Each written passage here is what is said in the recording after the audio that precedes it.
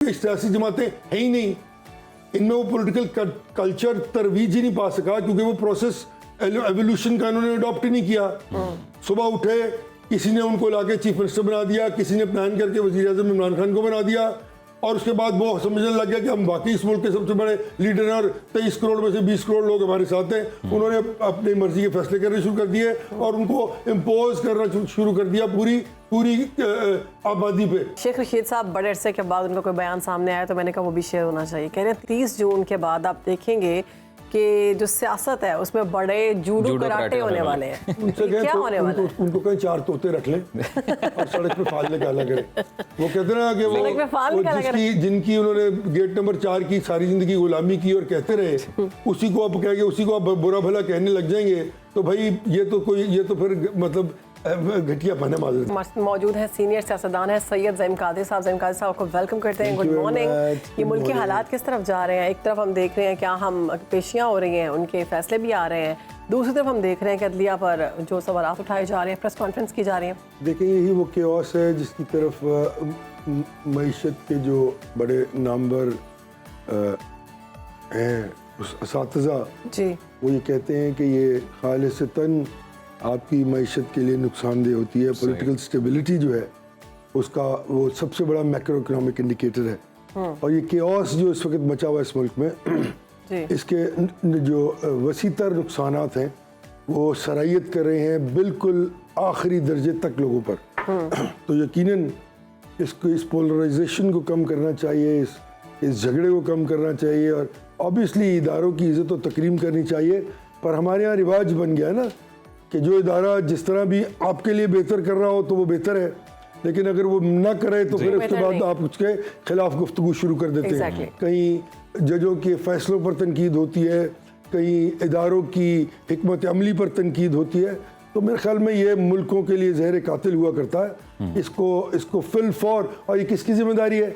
ये उन political parties की क़यादतों की जिम्मेदारी है कि जब वो अपना किरदार एक कॉन्शियस तरीके से निभाएंगे और वो अप्लाई करेंगे अपने आप को नेशनल इंटरेस्ट में, नेशनल जो है कंसेंसस करने के लिए, तो फिर चीज़ें खुद ब खुद बेहतर होती चली जाएंगी। लेकिन वो खुद इक़्तिदार कितने भूखे हैं, उनको हर वक्त अपने इक़्तिदार को तूल देने, इक़्तिदार में आने या इक़्तिदार पर कब्जा करने के अलावा और कोई काम नहीं है। वो सिर्फ और सिर्फ उसके लिए हर हद क्रॉस कर देते हैं, चाहे सो मुल्क का नुकसान क्यों ना हो रहा। तो मेरे ख्याल में ये फिल फॉर इस पे रियासत पाकिस्तान को अमल दरामद करना चाहिए और इस पोलराइजेशन को कम करना चाहिए। बिल्कुल। ज़हीम साहब, बानी पीटीआई के पेशे से मुतल्लिक जो एक डेवलपमेंट हुई है कि उनकी तस्वीर किसी ने वायरल कर दी और पता नहीं चल रहा किसने की है, तो इस सारी सूरत हाल पे आपका एनालिसिस क्या है? अच्छा, मुझे पता है लेकिन मैं बताना नहीं चाहता। मैं बताऊं, ढूंढ लें सर, बता दें आप। मुश्किल कुछ लोग थे जिन्होंने खींच के वहाँ लगाई थी। कोई सियासी आदमी होगा जो वकील के रूप में वहाँ बैठा होगा। अच्छा, तो इस तरह ही होता है ना। Breaking news. तो ये हाँ, तो ऑब्वियसली तो ये क्या इससे क्या हो जाएगा? किस जमात के थे? क्या हो जाएगा? ज़हीम साहब किस जमात के थे? मेरा सवाल उन्हीं की जमात के थे। अच्छा, अगर तस्वीर वायरल हो गई है तो इससे इतना खलबली क्यों मची हुई है? नहीं, खलबली तो कोई मेरा नहीं ख्याल मची हुई है। मची तो हुई है वो जो जिस जमात का आप जिक्र कर रही हैं, जिसके वो बानी है, उनका काम ही खलबली मचाना है। क्या किसी को गालियाँ देनी हो, किसी पे झूठा इल्जामात लगाने हो, किसी को करप्ट डिसऑनेस्ट कहना हो, कुछ होते भी हैं। लेकिन अगर आप हर वक्त ये काम, अब 4.5 साल जब उनकी हुकूमत थी, उन्होंने सिवाय इल्जामात लगाने के, लोगों को गाली देने के, वो तो लग रहा था कि अपोजिशन लीडर है। किया तो कुछ भी नहीं। 24,000 अरब रुपया मुल्क में आया, एक मेगा प्रोजेक्ट सामने नहीं आया। मुझे बता दीजिए अगर कोई आया हो तो ये देखिए, ये मैच्योरिटी जो है ना, ये इस कौम के कायदीन को पहले वो कहते हैं fit fish rots from the head. तो जब आप उसको वहाँ से खराबी होगी तो वो ट्रिकल डाउन इफेक्ट उसका पूरी मछली में जाएगा। इसलिए जो क़यादतें हैं ना, उनको चुनते वक्त कौम जो है वो सिर्फ थोड़ा सा अपना दिमाग इस्तेमाल किया लिया करे और बार बार एक ही छेक से डसे जाने वाला जो अमल है उसको तर्क कर दें। ज़हीम साहब, ये बाकी तमाम सुप्रीम कोर्ट की समातें जो हैं वो लाइव टेलीकास्ट हुई, तो नहीं, तमाम नहीं हुई ना, प्रोगेटिव है चीफ जस्टिस का। सही है। इसमें कोई किसी को ये नहीं कह सकता कि आपने फलानी जो थी वो की और फलानी नहीं की। ये प्रोगेटिव है चीफ जस्टिस का। ठीक, एक क्योंकि वो कॉन्स्टिट्यूशनल मैटर्स थे, वो बड़े मैटर्स थे इनसे। ये तो एक स्पेसिफिक पिटिशन है किसी की कि आपने ये कवानीन जो है वो गलत बनाए हैं, फाइन, तो उसके लिए ज़रूरी तो नहीं है। हाँ, अगर वो बेहतर समझते, खालिसतन प्रोगेटिव है चीफ जस्टिस का, और आप उसको डिस्कस नहीं कर सकते, उसकी मुखालफत नहीं कर सकते। यही तो वो बात है when we cross lines, कि अगर किसी का प्रोग्रेटिव है भी तो आप कहेंगे नहीं हमारी मर्जी का काम करो। पीटीआई है ना, हमने कह दिया हमें 1 करोड़ वोट, हमें 23 करोड़ में से 1 करोड़ वोट पड़ गया, अब इस पूरे मुल्क का हर फैसला हम करेंगे। देखिए उनका मुझे ये बात समझ नहीं आती है ज़हीम साहब, उनका तो ये मौक़िफ़ नहीं है ना। अच्छा ये जो बात हम कह रहे थे तस्वीर वाला, शख्स का तायुन कर लिया गया है और वो उन्हीं का, वो सुप्रीम कोर्ट में तैनात लॉ क्लर्क था जिसने ये तस्वीर ली है। उसको अब मतलब सीसीटीवी से समझ आ गई है कि किसने ली की थी। मैंने पहले कह दिया था, बाद में बता रही।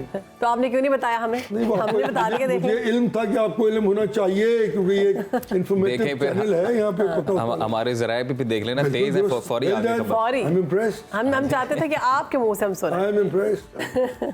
शौकत बसरा साहब पे भी कल इल्ज़ाम लगा हुआ था कि इन्होंने की है लीक, वो भी काफ़ी चहमगुइयाँ चलती रही इस हवाले से भी, और वो बाद में कहते भी रहे हैं वो कि नहीं जी मैंने तो नहीं किया ये। अरे वो तो यही कहेंगे, कह देंगे मैंने किया, इस तरह तो नहीं होता। तो ज़हीम साहब दूसरी जानिब जो प्रेस कॉन्फ्रेंसेस की जा रही हैं अदलिया मुखालिफ, उनका क्या मकसद है? मजम्मत करता हूँ। देखिए क्या मकसद हासिल करना चाह रहे हैं? 2 wrongs do not make one right। सही। अगर आप किसी को बैकफुट पे करके अपनी मर्जी के कोई फैसले लेना चाह रहे हैं तो ये भी तो अच्छा अमल नहीं है ना। ये तमाम चीज़ें दुरुस्त, बेटा यही तो मैं अर्ज कर रहा हूँ, ये तमाम चीज़ें हर एक ने दुरुस्त करनी है। एक चीज़ आपके लिए जो अच्छी है, सही है, वो मेरे लिए भी अच्छी है। जो आपके लिए बुरी है ये नहीं हो सकता कि वो आपके लिए बुरी है तो मेरे लिए अच्छी है। इस तरह मुल्क नहीं चला करते। ये पिक एंड चूज तो फिर सारी सियासी जमातें कर रही हैं। यही तो मैं अर्ज कर रहा हूँ। तो क्यों इसलिए कर रही है क्योंकि सियासी जमातें है ही नहीं, इनमें वो पॉलिटिकल कल्चर तरवीज ही नहीं पा सका, क्योंकि वो प्रोसेस एवोल्यूशन का इन्होंने अडॉप्ट ही नहीं किया। सुबह उठे, किसी ने उनको लाके चीफ मिनिस्टर बना दिया, किसी ने प्लान करके वज़ीर आज़म इमरान खान को बना दिया, और उसके बाद वो समझने लग गया कि हम वाकई इस मुल्क के सबसे बड़े लीडर हैं और 23 करोड़ में से 20 करोड़ लोग हमारे साथ हैं। उन्होंने अपनी मर्जी के फैसले करने शुरू कर दिए और उनको इम्पोज करना शुरू कर दिया पूरी आबादी पे। सही कि जो हम कह रहे हैं वही करो, और वो एवोल्यूशन प्रोसेस से आई नहीं, और वो पॉलिटिकल प्रोसेस जो है वो सफ़र तय ही नहीं किया पॉलिटिकल वर्कर्स ने। आप आज एक पॉलिटिकल वर्कर को वज़ीर आज़म बना दें, वो इस तरह के गूफअप्स नहीं करेगा। सही है। तो ज़हीम साहब जैसे अब ये रिलीफ जिस तरह से मिल रहा है, जैसे कुछ केसेस में बरियत हुई बानी पीटीआई की, तो क्या लग रहा है कोई बड़ा रिलीफ भी मिलने जा रहा है? क्योंकि कुछ सियासतदान ये भी बातें कर रहे हैं कि ये लाडले हैं। ये कितनी शर्म की बात है कि एक केस में, एक पर्टिकुलर केस में उसके एक पर्टिकुलर उसका एक पर्टिकुलर उसके का निज़ाम है, उसके हकायक है। एक दूसरा केस है, उसके और हकायक है। आप कहेंगे नहीं जी इसमें तो रिलीफ मिल गया, अब रिलीफ मिलने जा रहे हैं। भाई रिलीफ क्यों मिल रहा है किसी को यार? अगर मिल रहा तो कानून सबके लिए बराबर है ना। जब कानून की अमलदारी होगी हर एक के लिए बराबर होगा, और जब दिया जाएगा, फैसला दिया जाएगा, तो उसको रिलीफ नहीं कहा जाएगा। मेरा इख्तलाफ इस लफ्ज़ रिलीफ से है। फैसल बाउडा साहब कह रहे हैं कि अगर मुझ पर प्रॉक्सी का इल्ज़ाम लगा तो उसका सबूत देना होगा, मैं ये बर्दाश्त नहीं करूंगा। यकीनन हर बात का सबूत देना चाहिए, ये हर राइट है हर शख्स का ना जी। अगर मैं आप पे कोई इल्ज़ाम लगाता हूँ तो फिर मुझे उसको प्रूव करना पड़ेगा। ये तो कोई तरीका कर नहीं कि आपने किसी कोर्ट को कुछ कह दिया। मैं फिर कहूँगा, keeping in view my legal professions attitude, जजेस स्पीक थ्रू देयर जजमेंट्स। सही। उनके कमेंट्स, उनके इस तरह की उनकी कोई भी गुफ्तगू जो कोर्ट में की जाए वो मैटर नहीं करती। कानून में तो मैटर नहीं करती। मैटर वो करता है जो वो फैसला सुनाते हैं। हाँ, उसमें वो जिक्र कुछ भी कर सकते हैं। उस फैसले में अगर वो लिख के ये कह दें कि ये बात है तो फाइन, फिर उसको इम्प्लीकेट करना पड़ेगा इन लेटर इन स्पिरिट। लेकिन ये मेरा ख्याल है कोई अच्छी बात नहीं है कि ओवरबोर्ड आप गुफ्तगू करें कि जनाब वहाँ ये हो रहा और वहाँ ये हो रहा, जिसका कोई कंसर्न ना हो उस पर्टिकुलर केस से जो उस वक्त मौजूद हो। एंड द जज should stick to the particular matter which is being discussed. आप उसके दाएं बाएं होंगे तो आप वकील को भी वल्नरेबल करेंगे और ये मेरे ख्याल में जस्टिस सर्व नहीं हो सकेगा। फैसल बाउडा साहब कह रहे हैं कि अपनी इज्जत के लिए गर्दन कटवा दूंगा, लेकिन अपनी इज्जत पर हाथ या नहीं, उनका राइट है। अगर वो ये कह रहे हैं तो ये उनका राइट है बिल्कुल। लेकिन मैं नहीं समझता कि किसी की भी इज्जत जो है उसको किसी को पामाल करने का हक है। जी बिल्कुल। अगर किसी को थ्रेट है कि मेरी इज्जत को कोई पामाल कर रहा है तो ये उनका राइट है कि उसमें। ज़हीम साहब ओवरऑल सियासी मंजरनामे पर नजर डालें तो मौलाना फजलुर रहमान खासे नाराज नजर आते हैं, और 3 पिछले दिन उन्होंने शराइत रखी सामने कि जी हुकूमत मुस्तफ़ी हो जाए, फ्री एंड फेयर इलेक्शन हो, फौज इंतखाबात से दूर रहे। तो क्यों इतने वो गुस्से में नजर आते हैं? क्योंकि पीपल्स पार्टी भी ये कह रही है कि केपी से ये हारे हैं, और केपी में तो इनको पीटीआई ने हराया। वो जो कह रहे हैं वो ये कह ही नहीं रहे कि मुझे जो है वो जो है वो जितवाया क्यों नहीं गया अच्छा। और पीटीआई को क्यों जितवाया गया है वहां से, ये भी एक नोशन है ना। सही। ये तो अगर आपने देखें, धांधली सिर्फ एक घर में नहीं हो सकती, एक कॉन्स्टिट्यूंसी में नहीं हो सकती। धांधली अगर होती तो क्रॉस द बोर्ड होती है ना, जिस धांधली की आप जिक्र कर रहे हैं फॉर्म 45, 47, तो केपीके में क्यों नहीं हुई? केपी में भी फॉर्म 47 वाला ही हुआ सब कुछ। तो ऑब्वियसली अच्छा। तो जब आप वो कहते हैं, जब आप किसी की तरफ एक उंगली करते हैं ना तो चार आपकी तरफ होती है। इस तरह देखें, यही बात है जब तक इस मुल्क के सियासतदान, इस मुल्क की एलीट, पॉलिटिकल एलीट ये बात नहीं समझेगी। दुनिया में बहुत जगह ये होता है, बहुत जगह ये होता है कि वो बहुत से मामला जो जिससे उनको नुकसान हो रहा होता है चुप कर जाते हैं, क्योंकि उसके बाद इवेंचुअली उसका नुकसान मुल्क को और रियासत को और सिस्टम को होता है। ज़हीम साहब, इससे पहले पर हम लोग जो है हमें इस मुल्क की पॉलिटिकल क़यादत में इतना ज़र्फ ही नहीं है। एक सवाल ले लें मुझसे। शेख रशीद साहब बड़े अरसे के बाद उनका कोई बयान सामने आया तो मैंने कहा वो भी शेयर होना चाहिए। कह रहे हैं 30 जून के बाद आप देखेंगे कि जो सियासत है उसमें बड़े जूडो कराटे होने वाले हैं। उनसे कहें क्या तो होने वाला है? उनको कहें 4 तोते रख लें और सड़क पे फाल निकाला करें। वो कहते हैं ना कि सड़क पे फाल वो निकाला करें। जिनकी उन्होंने गेट नंबर 4 की सारी जिंदगी गुलामी की और कहते रहे, उसी को आप कहेंगे, उसी को आप बुरा भला कहने लग जाएंगे, तो भाई ये तो फिर मतलब घटिया पाने माजरत। ज़हीम साहब पेशेंट को ये तो उनकी वजह ठीक होती है। उन्होंने बोला था बहुत अरसा पहले कि नून में से शीन निकलेगी। नहीं, वो तो भी नहीं निकली ना। शायद का खान अब्बासी साहब नहीं, वो तो बहुत देर पहले छोड़ गए थे, वो तो बहुत देर उसके बाद ही निकले थे। लेकिन हमारे सामने जो बात आई उसके पुरानी बाद। बात।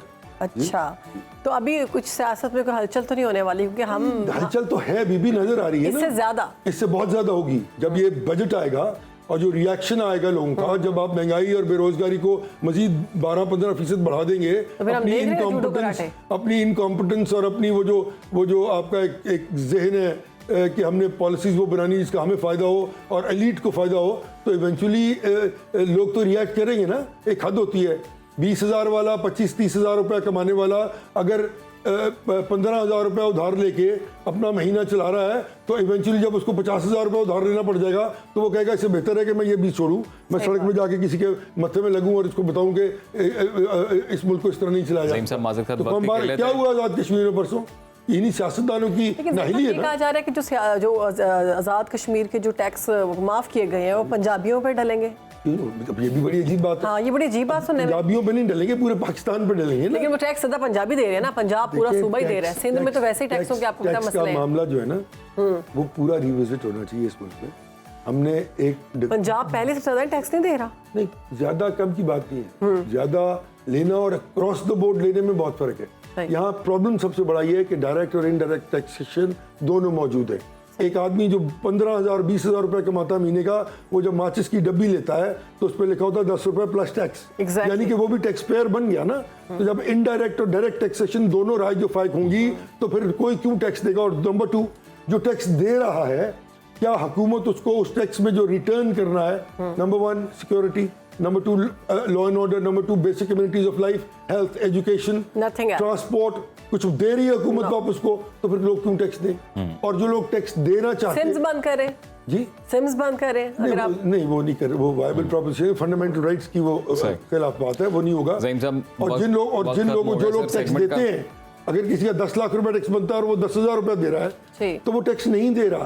तो ये है वो चीज जो करने वाली है। बिल्कुल। इन 3 चीजों को आप दुरुस्त करें, टैक्स नेट में ज़्यादा से ज़्यादा लोगों को शामिल करने की जरूरत नहीं, शामिल है भाई। फिर वही बात आपने मेरे खिलाफ कर दी। नहीं भाई पूरा पाकिस्तान टैक्स नेट में है ना भाई। अच्छा, जो 10 रुपए प्लस टैक्स माचिस के दे रहा है वो टैक्स पेयर बन जाता है ना इवेंचुअली। तो ये लोग कलेक्ट नहीं कर रहे ठीक तरीके से। बिल्कुल, ये है प्रॉब्लम। जो अफसर बैठे वो रिश्वतें लेके 20,000 का टैक्स, प्लीज मेरा कमेंट ले लें। मैं आपकी बात को सेकंड करती हूँ कि हम सैलरी लेते हैं, उसमें टैक्स करते हैं, उसके बाद हम सिर्फ सैलरी वाला मत है, सिर्फ सैलरी वाले से लिया जाता है, बिजली के टैक्स अलग सोर्स करते में कट जाता है जी, बस।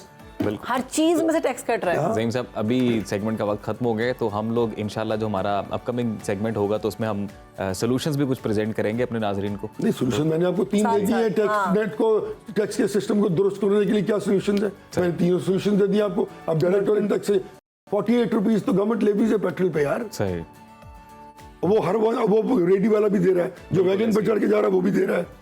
तो इसको चीज़ों को दुरुस्त करेंगे, चीज़ें बैलेंस आउट हो जाएंगी, बस simple. Thank you so much साहब, आपके वक्त का बहुत शुक्रिया।